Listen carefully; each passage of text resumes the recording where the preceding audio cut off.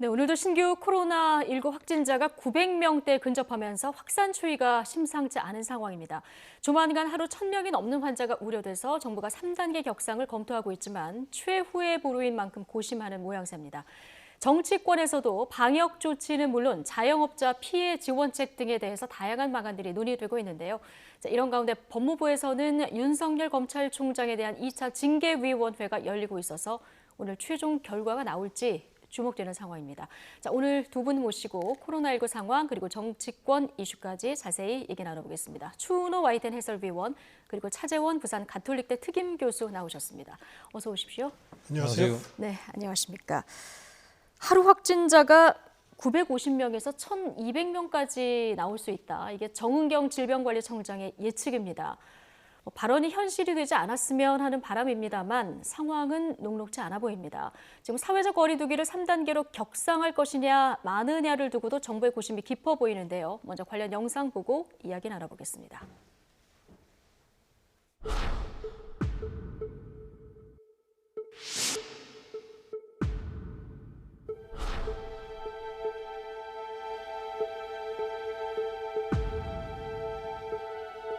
(950명에서) 한 (1,200명) 사이의 환자가 발생할 걸로 예측을 하고 있습니다.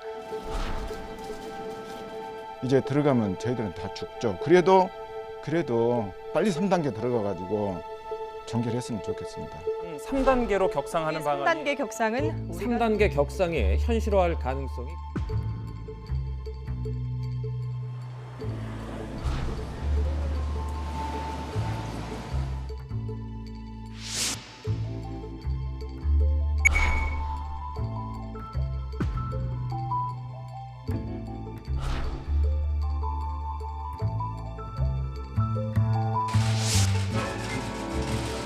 때를 놓치면 안 되겠지만 성급한 결정도 금물입니다.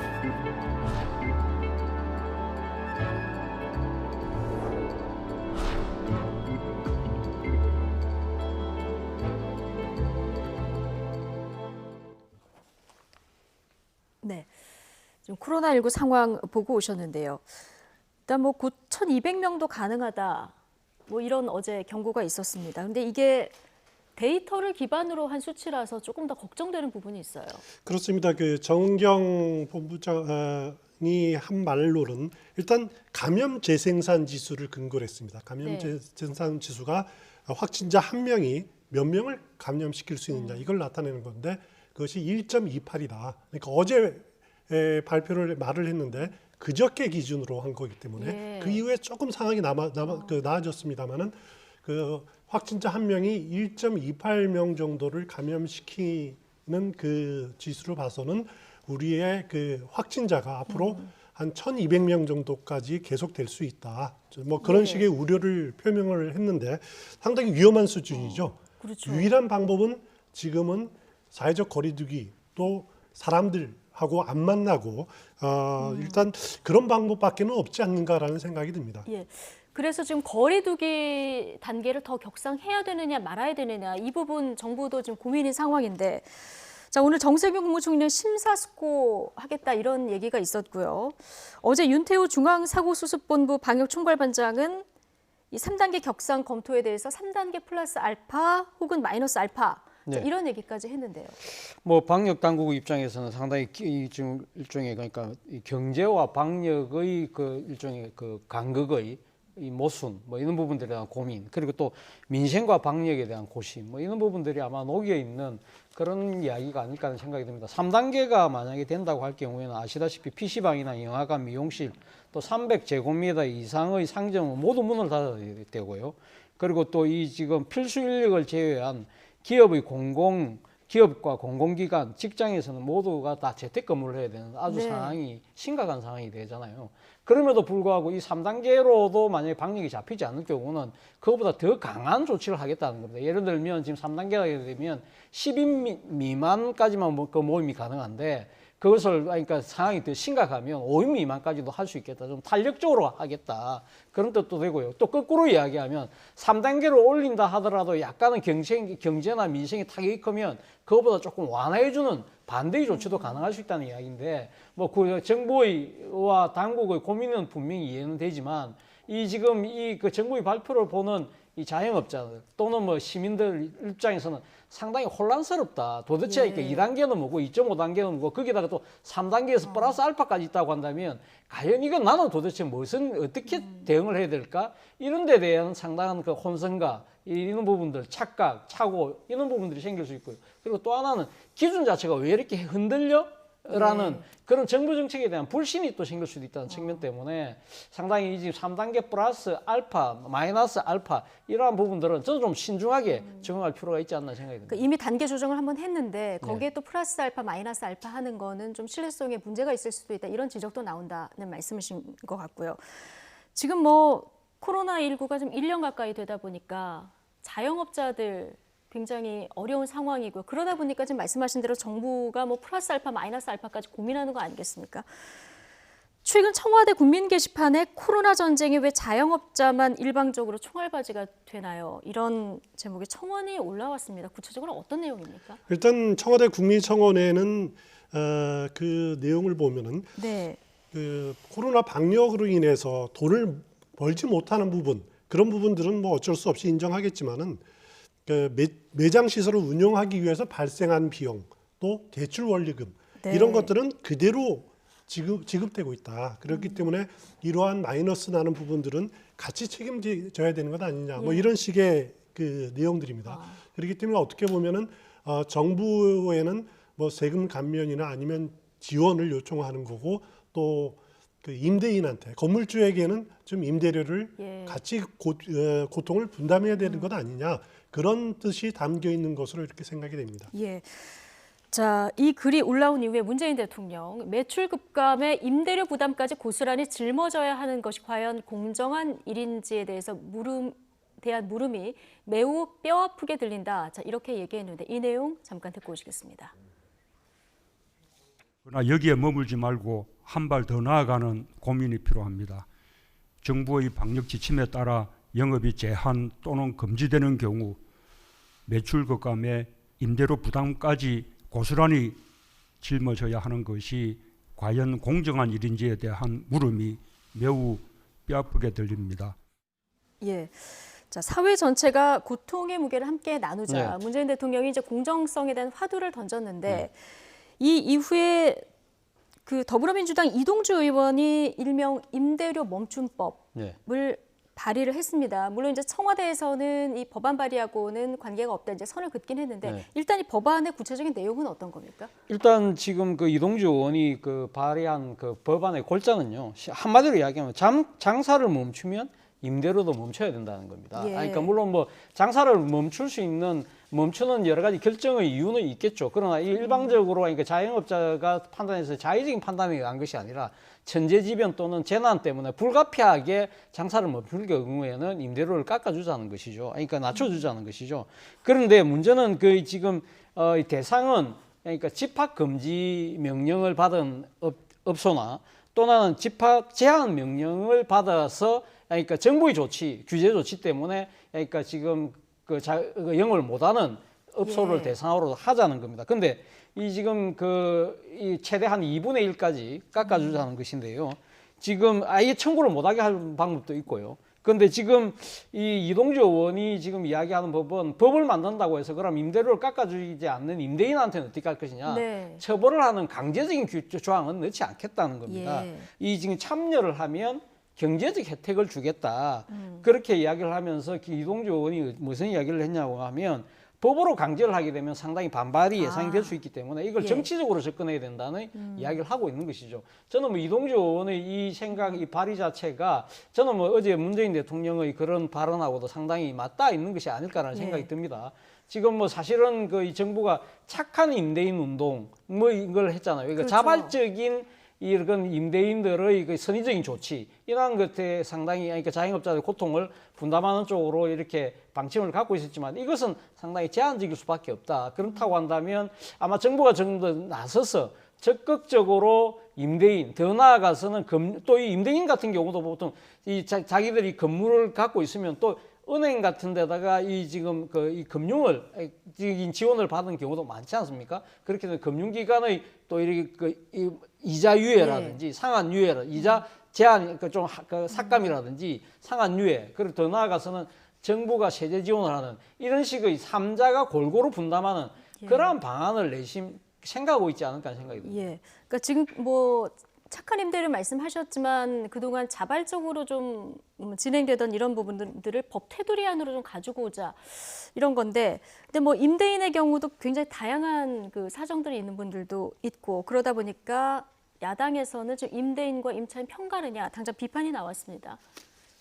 일단 야당에서 지적하는 것은 어제 문 대통령의 발언 중에서 보면은 공정의 문제를 제기를 했습니다. 예. 과연 그 소상공인들이 이렇게 혼자서 피해를 떠안는 것이 공정한 것인지 뭐 음을 매우 뼈 아프게 들린다라고 이렇게 우회적으로 표현했는데, 과연 임차인과 임대인의 이런 문제들을 공정의 문제로 접근하면은 그러면은 제대로 받는 것은 불공정한 일인가라는 문제가 예. 되는 거죠. 여기 뭐 더불어서 이제 착한 임대료라고 하는데, 그러면 제대로 받는 것은 악한 임대료가 되느냐, 악한 임대인이 되느냐, 예. 그런 문제는 아니거든요. 결국 이것은 민간의 영역의 문제인데 그것을 마치 이렇게 그 착한 또 공정, 불공정의 문제로 편가르기로 접근하는 것은 옳지 않다라는 것이 이제 야당의 그 대변인의 논평입니다. 뭐 일리는 있는 부분들이고 상당히 주목할 만한 부분들도 많는데, 이 문제에 대해서는 이동주 의원이 발의한 부분들도 저는 일리는 있다고 생각이 됩니다. 이동주 의원이 워낙 또 인천에서 그 치킨 호프집을 운영한 뭐 이제 그런 경험도 그렇군요. 있고 소상공인을 대변하는 측면도 있지만은, 그렇지만 또 이제 생각해야 될 문제가 건물주라고 해서 그러면 은행에 대출 이자를 안 갚느냐, 그런 부분들은 지금 이동주 의원 이렇게 발의를 한 내용을 보면은 유예를 시켜준다, 상한을 연기시켜준다, 이자를 유예시켜준다는 거지 깎아준다라거나 면제해주는 것이 아니거든요. 결국 내야 된다라는 부분들인데, 그럼 그분들은 또 동의를 하겠느냐라는 부분들이죠. 여기에 또 하나의 이제 불만들이, 과연 그러면은 이렇게 건물주들이 또 그 집주인들이 그 세금은 그동안 오르고 부동산세, 뭐 재산세라든가 종부세는 많이 오르고 또 이제 건강보험료도 오르고 이러는데 정부는 거기에 고통 분담하려는 노력을 했느냐? 그러지 않고 왜 일방적으로 우리한테 책임을 전가시키려고 또 하느냐라고 하는 부분들의 문제 제기를 하는 겁니다. 그래서 결국 이 문제는 이해 당사자들의 포함한 사회적인 합의가 없이 일방적으로 법으로 강제하는 것은 문제가 있다라는 것이 그 야당의 생각이고 또 그런 지적도 일리가 있다는 생각이 듭니다. 이미 뭐 발의는 됐고요. 생각하지 못한 부분이 있는지 좀 따져봐야 되고, 그 다음에 뭐 이 당사자들 간의 합의가 좀 기본 전제에 깔려 있어야 된다, 이렇게 보시는 거고요. 어쨌든 지금 필리버스터 전국 끝나니까 여야 모두 이제 코로나 대응 쪽으로 무게 중심을 옮겨서 정치권에서도 관련 발언들이 많이 나오고 있는 상황인데요. 자, 이런 가운데 김종인 국민의힘 비대위원장이 예고했던 이명박 박근혜 두 전직 대통령 관련한 대국민 사과를 조금 전에 했습니다. 주요 내용 먼저 듣고 오시겠습니다. 헌정사상 최초로 대통령이 탄핵받아 물러나는 사태가 발생하였으면 국민을 하늘처럼 두려워하며 공부수성의 자세로 자숙해야 마땅했으나 반성과 성찰의 마음가짐 또한 부족하였습니다. 그러한 구태의연함에 국민 여러분께서 느끼셨을 커다란 실망감에 대해서도 고개 숙여 사죄의 말씀을 드립니다.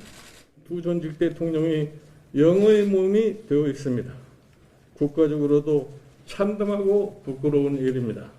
지난 몇 번의 선거를 통해 국민 여러분께서는 저희 당에게 준엄한 심판의 회초리를 들어주셨습니다. 국민의 뜻을 겸허히 받들며 언제나 반성하는 자세로 임하겠습니다. 아울러 정당 정치의 양대축이 무너지면 민주주의가 함께 무너진다는 각오로서 국민의힘은 국민의 힘으로 희망을 만들기 위해 노력하겠습니다. 네, 자 차재훈 교수님, 네. 일단 시점. 네. 12월 9일 박 전 대통령이 탄핵안이 통과된 날, 그날 맞춰서 하려고 하다가 연기가 되지 않았습니까? 그렇습니다. 자, 이후 사과 시점 두고 언제 하냐 이제 고심이 좀 있었을 텐데 오늘 사과한 그 이유는 어디에 있을까요? 일단 뭐 12월 9일 날 하려고 했다가 지금 밀렸던 부분이 있지 않습니까? 뭐 당신은 다 거의 지금 여당의 계획 입법에 대한 여러 가지 강한 드라이버가 걸려 있던 상황이기 때문에 예. 아마 여건이 맞지 않았다고 생각을 했던 것 같아요. 근데 지금 궁극적으로 지금 그 김종인 위원장이 이 사과를 할 수밖에 없는 거는 반드시 이 지금 그 국민의힘에서는 통과해야 될 일종의 하나의 정치적 의례라고 생각을 예. 하는 것 같아요. 뭐 그럴 수밖에 없는 것이 사실 헌정사상 초유의 탄핵과 그에 이은 이제 대통령 현직 대통령의 파면이라는 그러한 결과를 빚은 정파의 입장에서는 분명히 이러한 부분들에서 대국민 사과는 어떤 식으로는 하고 가야 된다는 것이 아마 상당수 국민들의 목소리일 겁니다. 그 이 목소리를 외면할 수 없기 때문에 예. 언젠가 하긴 해야 되는데 제가 생각했을 때는 차라리 그 김종인 대표가 비대위원장으로 처음 취임했을 때 진작했으면 어땠을까라는 생각이 든다는 것이죠. 그리고 또 특히 이 지금 이 사과 자체가 어떻게 보면 국민의 입장에서는 혁신의 출발점이라는 것이죠. 자기 반성이 없이 혁신이 될 수가 없잖아요. 그리고 지금 바로 혁신이 돼야만 이 지금 국민의힘이 다시 정권을 한 번 더 주십시오라고 국민들에게 이야기할 수 있는 하나의 자격이 생긴다고 저는 생각이 듭니다. 그런 차원에서 본다고 한다면 사실 저는 뭐 늦었지만 오늘 김종인 위원장의 사과가 상당히 뭐 저는 적절했다는 생각이 듭니다. 예. 자, 사과와 반성 꼭 거쳐야 할 과정이다 이렇게 얘기를 해주셨는데 오늘 전체적인 내용 앞서 이제 저희 녹취 들은 거 이외의 내용도 많았는데요. 내용에 보면은 충분히 이런 내용들이 담겨 있습니까? 저도 굉장히 중요한 의미를 갖고 있다는 생각이 드는데요. 또 사과 내용을 보면 통렬하게 이제 반성, 자숙 뭐 이렇게 그 간절히 예. 사죄한다 이런 표현이 계속 반복적으로 나옵니다.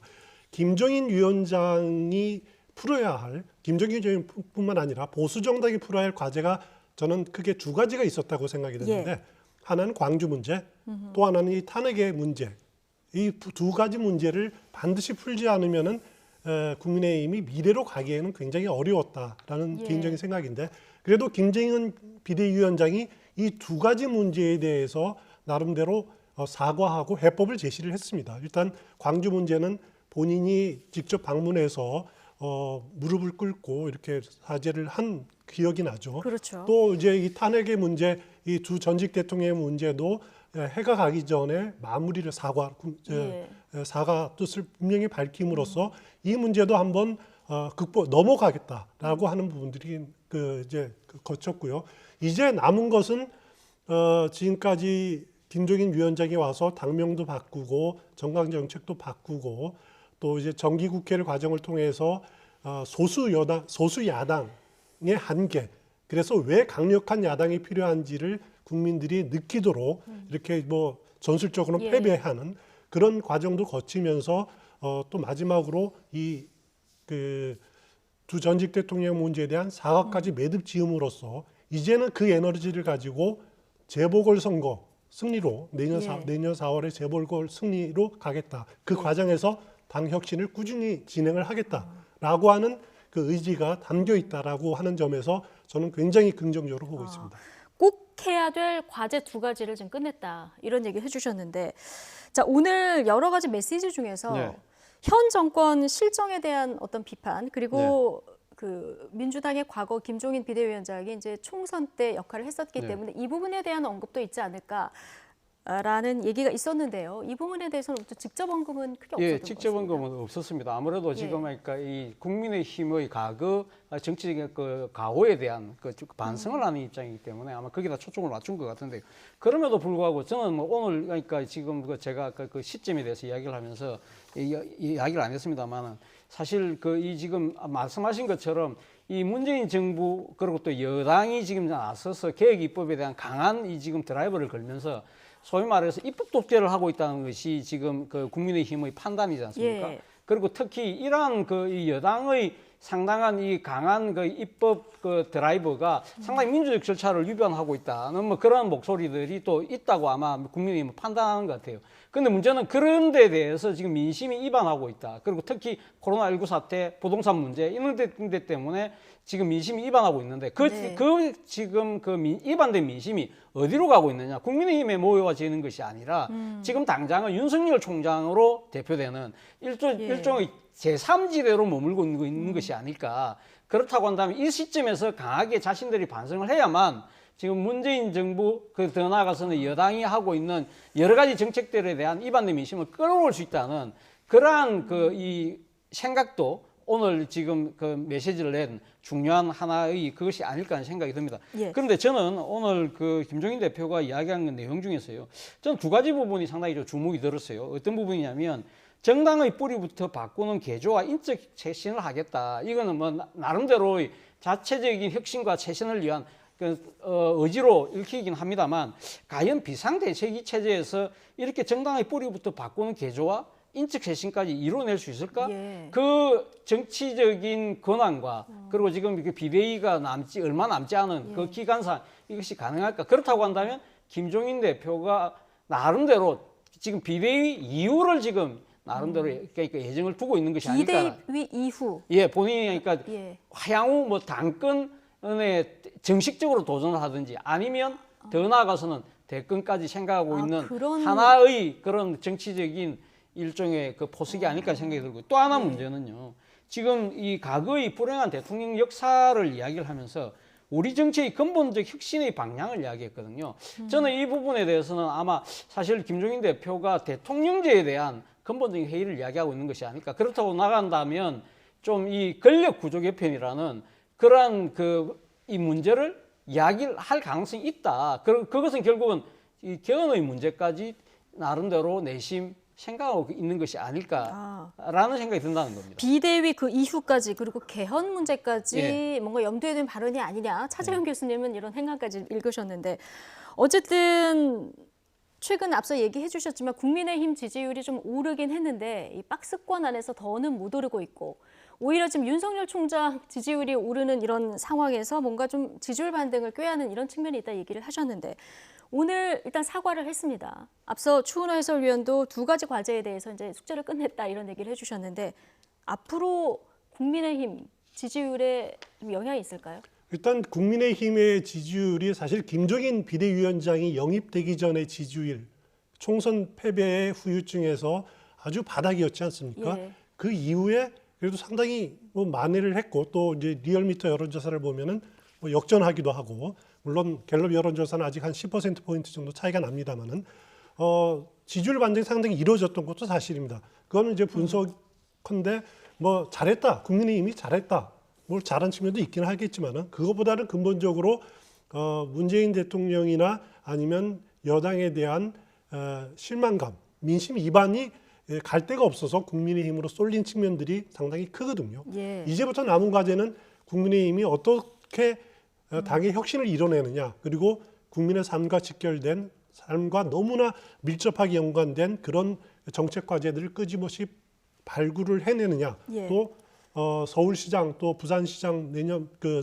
재보궐선거 과정에서 얼만큼 참신한 인물 또 그리고 설득력 인물을 내세워서 승리를 이끌어내느냐, 그런 부분들이 국민의힘이 또 다른 그 단계로 나아갈 수 있는 가능성을 보여주는 중요한 단계라고 생각이 됩니다. 그래서 만약에 내년 보궐선거에서 국민의힘이 김종인 비대위원장 체제하에서 승리를 하게 된다. 특히 서울시장 선거에서 승리를 하게 된다라고 하면은 차재현 교수님 말씀하신 대로 김종인 위원장의 체제가 더 굳어질 가능성이 높고요. 그리고 김종인 위원장이 뭐 직접 킹으로 나설지 아니면 킹메이커로 나설지는 잘 모르겠습니다만 하여튼 대권 과정에서 대통령 선거 과정에서 본인의 영향력, 역할을 확대시킬 꾀할 가능성은 충분히 있다고 보여집니다. 예.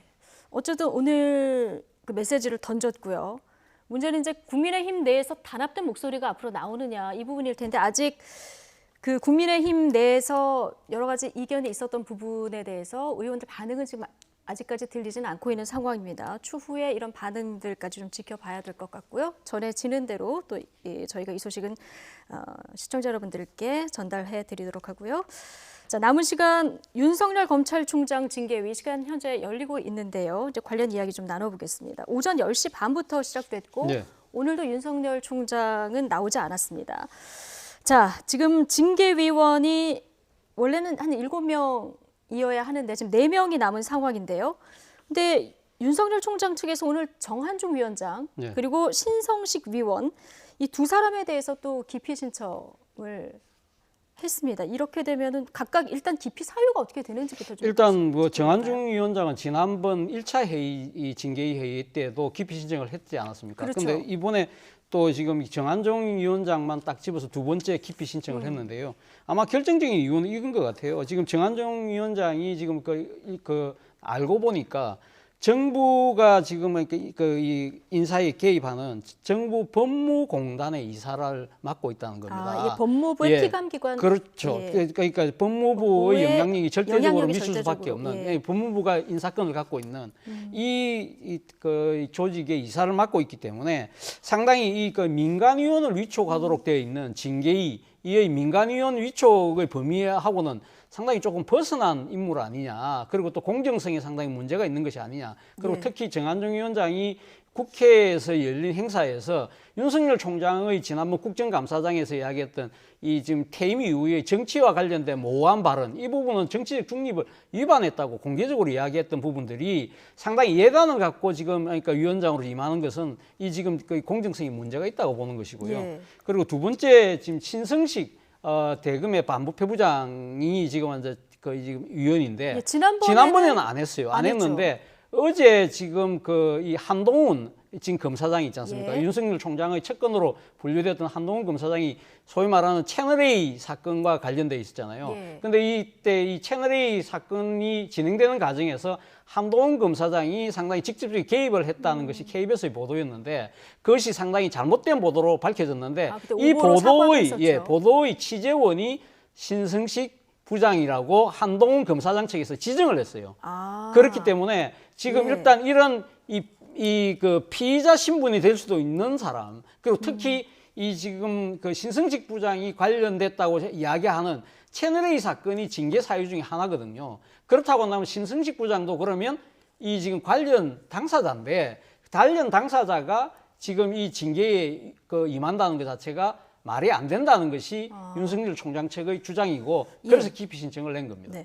그런데 뭐 받아들여지진 않을 거다 이런 전망이 좀 우세한 상황인데요. 지금 4명 남지 않았습니까? 근데 이렇게 회피 신청 들어오면 그러면 이 과정에서 논의는 어떻게 하고 어떻게 결론을 이끌어내는 겁니까? 일단 회피 신청을 오면은 일단 기피 신청이 들어오면 기피된 당사자를 제외한 예. 4명 중에 3명이 그 표결을 하겠죠. 아, 그 중에 예. 이제 또 과반이니까 두 명이 그 찬성을 하면은 뭐 기피가 되겠지만은 지금 뭐 그럴 가능성은 아직 결과는 예. 그 저도 직전까지 확인을 못했습니다만은 예.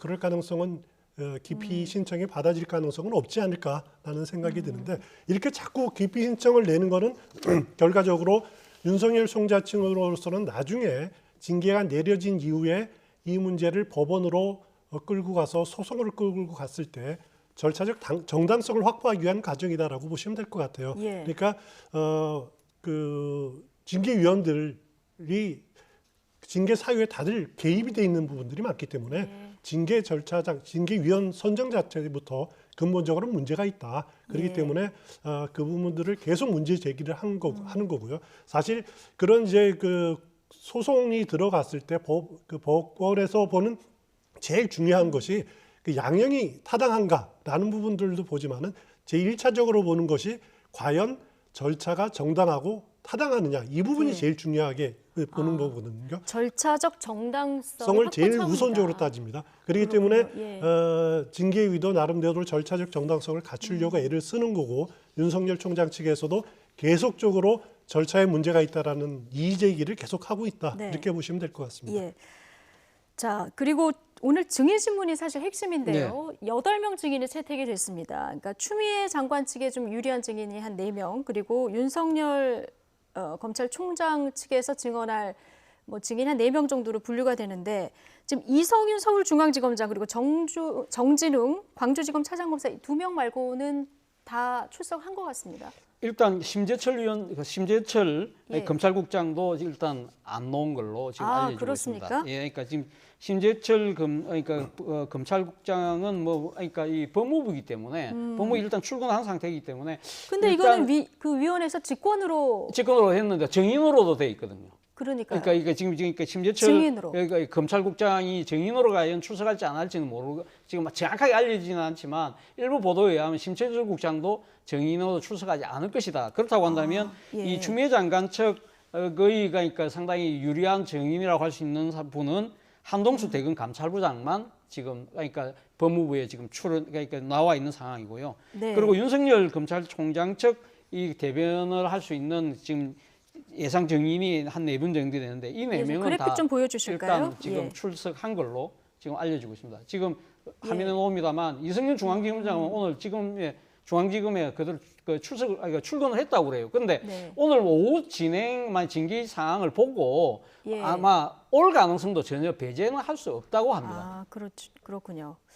예, 이제 나와서 어떤 증언을 할지를 조금 두고 봐야 되는데 어제요, 이 법률 용어 상당히 어렵습니다. 신문 놓고 해석이 엇갈리면서 윤석열 총장 측의 질문을 허용하느냐 마느냐 가지고 공방이 그렇습니다. 있었는데 결국은 질문 기회를 주는 걸로 정리가 된 거죠? 예, 질문 기회를 주기로 했습니다. 일단 예. 정환중 그 위원장 직무대리가 위원장이 굉장히 그 중압감을 많이 느낄 수밖에 없었던 것 같아요. 예.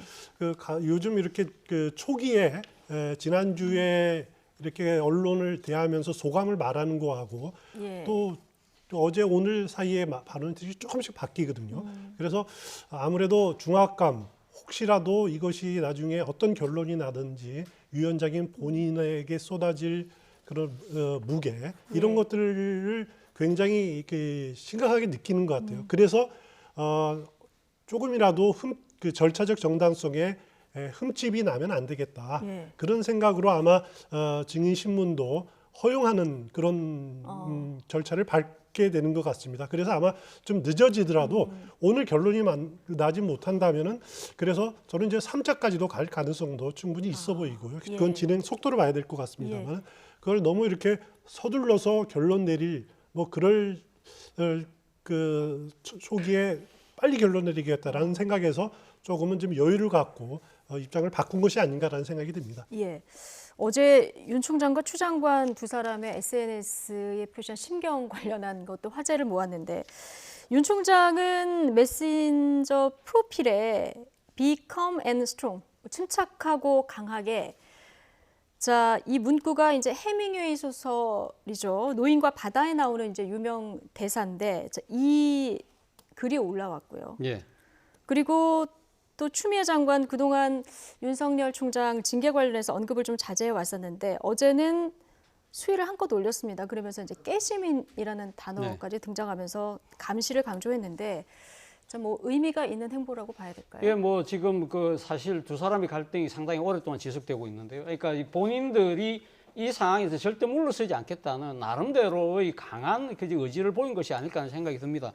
물론 윤석열 총장이 그러니까 비캄이라는 표현을 써서 이 아주 차분하게 침착하다는 뭐 그런 뜻을 이야기를 했습니다만 그 뜻은 결국은 그거 아니겠습니까? 지금 이번 징계의 결과가 상당히 중징계가 나올 가능성이 높다고 많은 분들이 예측을 하고 있는 상황이기 때문에 윤석열 총장 입장에서는 그 징계 이후의 여러 가지 법적 절차를 밟을 가능성이 상당히 높지 않습니까? 그러니까 집행정지 명령을 청구한다든지 또는 집행정지를 신청한다든지 아니면 이 지금 징계 결과에 대한 취소 소송까지 지금 준비를 하고 있다고 한다면 본인 스스로가 상당히 냉정하고 차분하게 법리적인 여러 가지를 따져야만 지금 이 향후 이 지금 예상되는 법적 소송에서 이길 가능성이 높다. 그렇기 때문에 그런 마음가짐을 보여주는 것이고요. 그리고 또 한편으로는 스트롱이라는 이야기는 그렇지만 지금 일종의 본인 입장에서는 상당히 정권의 부당한 압력에 의해서 지금 이 징계위에 내몰렸다는 생각이기 때문에 여기서 굴하지 않겠다. 본인 스스로는 아마 2013년도의 기억을 되살리고 있지 않을까. 2010년에 기억하시겠지만 국정원 댓글 사건 때문에 본인이 그때 정직 2개월 당했거든요. 그러면서 꿋꿋하게 버텨서 결국은 지금 서울중앙지검장 그리고 이 검찰총장까지 올라왔던 그러한 상황을 아마 생각을 하면서 내심 스스로를 다지는 그런 이야기인 것 같고요. 그리고 추미애 장관 입장에서는 깨시민이라는 이야기 자체는 추미애 장관이 무슨 그 지금 사례를 비유했냐면 브라질의 사례를 이야기했어요. 브라질 우리가 잘 아는 룰라 대통령 그리고 그 지금 또 그 후임 대통령이 지우마 호세프 대통령이라고 있지 않습니까? 두 사람이 다들 이 지금 민주적인 절차에 의해서 이 뽑힌 대통령이지만 룰라 대통령은 퇴임하고 난 뒤에 결국 검찰에 의해서 이 지금 그 부패 혐의로 처벌을 당했고요. 그리고 호셰프 대통령 같은 경우는 탄핵을 당해서 결국 물러났는데 이 과정에서 이 지금 재벌과 결탁된 언론 그리고 특히 검찰이 상당히 개입을 많이 했다. 이러한 상황 자체가 우리도 좀 되풀이 되고 있는 것이 아닐까. 그렇다고 한다면 이걸 지켜줄 사람은 일반 국민들, 깨어있는 시민들밖에 없다는 것이 추미애 장관의 이야기이기 때문에 네. 결코 물러서지 않겠다는 거죠. 윤석열 네. 총장이 그 올린 카톡 그 프로필 예, 좀 나왔으면 좋겠는데요. 예. 그 노인과 바다의 산티아고 노인이 이렇게 청새치 잡을 때 본인 스스로 예. 침착하자 그리고 강해지자라고 하는 그런 표현을 담은 것인데요. 이건 아마 징계위 하루 전날 징계위 임하는 본인의 마음을 표현한 것이다라고 하는 게 일반적인 해석이고 저도 그렇게 생각합니다. 만약에 오늘 징계가 중징계가 나왔다라고 하면은 노인과 바다에 여기에 상응하는 또 맞는 표현이 있습니다. 또 준비한 문구가 있는데 예. Man cannot be destroyed but not defeated. 인간은 파멸될지언정 패배하지 않는다. 예. 그것이 아마 윤석열 총장의 심경일 것 같고요. 예. 혹시 프로필에 또 그 이렇게 바뀔 이렇게 수도 바뀔 있는지. 가능성도 있다. 한번 예. 지켜볼 대목이 아닐까 싶습니다. 예, 두 분께서 이 윤석열 검찰총장 그리고 추미애 법무부 장관이 남긴 메시지에 대해서 이렇게 해석을 해주셨는데요. 어쨌든 최대 관심은 지금 징계 수위가 아닐까 싶습니다. 그동안 해임 가능성이 많이 제기가 됐었는데요.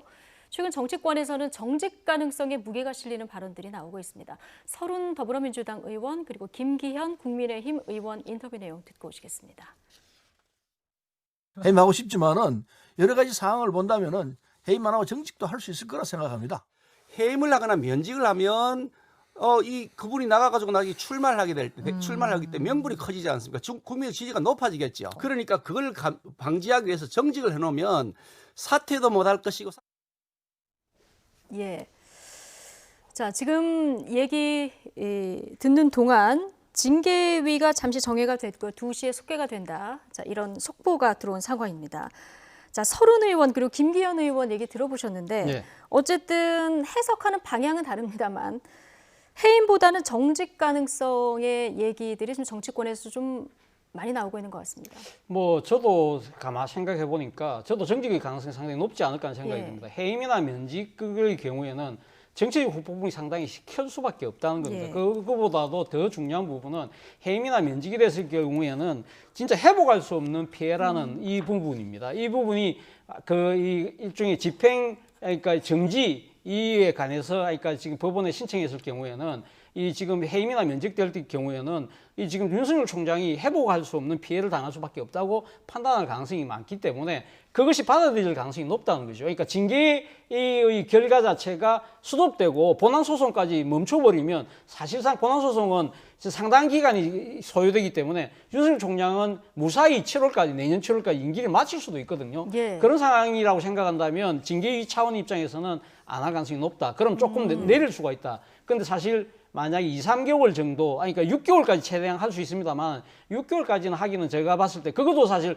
지금 회복할 수 없는 피해가 될 수 있기 예. 때문에 그렇다고 한다면 정직위 기간이 한 2, 3개월 정도 줄어들 가능성이 높다. 예. 그렇게 되면 뭐 사실 이 야권의 입장에서 봤을 때는 그러면 윤석열 총장이 수사권의 지위를 박탈하기 때문에 껄끄러운 수사도 막을 수 있고 예. 그리고 또 임기는 또 사실은 어떻게 보면 보장해주는 셈이 되기 때문에 윤석열 총장이 대응 카드가 사실 많이 없을 것이라는 것이 이 지금 이 야권이 바라보는 시각이라는 거죠. 그렇군요. 추은 해설위원은 어떻게 전망하시는지 마지막으로 질문드리죠. 징계 수위를 예상한다는 건 참 어려운데요. 예. 근데 예를 들어서 이제 정직이다, 정직 6개월이다라고 하면 윤석열 총장 임기가 7월 24일입니다. 내년. 거의 다 그러면 한 지나가는 5월 거죠. 말 정도까지가 되겠죠. 예. 그때까지 과연 검찰총장직을 공석으로 두고 차장이 직무대리하는 체제를 유지할 것이냐. 예. 그럼 대통령이 판단해야 됩니다. 그렇죠. 이 중요한 이 시기에 오래 둘 수 없다. 대통령이 인사권을 해임할 수도 있다라고 판단할 수도 있고요. 하지만 굉장히 부담이 될 거기 때문에 징계위가 스스로 결정하기 부담되면은 징계 6개월, 정직 6개월로 청와대에 공을 넘기는 방안도 있을 거고 예. 만약에 정직 2, 3개월이다라고 하면은 징계위가 스스로 책임을 지겠다라는 그런 뜻이 반영이 됐다라고 보면 예. 되는데요. 여기서 흥미로운 것은 네. 통상 검찰 상반기 인사가 항상 1월 말 2월 초입니다. 만약에 윤석열 총장이 2개월이든 3개월이든 6개월이든 정직을 받으면은 그 식물총장 상태이기 때문에 그 인사권에 아무런 개입도 물론 그동안 물론 추미애 장관이 다 해왔습니다만은 개입할 수 없습니다. 그렇기 때문에 그동안에 원전 수사를 하던 당사자들이든지 뭐 그 특히 원전 수사 대전지검이 되겠죠. 인사를 해도 뭐 어떻게 손쓸 도리가 없는 그런 상황이 올 수도 있을 겁니다. 인사까지 좀 맞물려 있는. 알겠습니다. 징계위 결론이 오늘 나올지 또 나온다면 징계 수위가 어떻게 될지 관심이 집중된 상황인데요. 오후 속보 들어오는 대로 또 저희가 자세히 전해드리겠습니다. 오늘 추은호 와이튼 해설위원 그리고 차재원 부산 가톨릭대 특임 교수와의 이야기는 여기까지 나누겠습니다. 고맙습니다.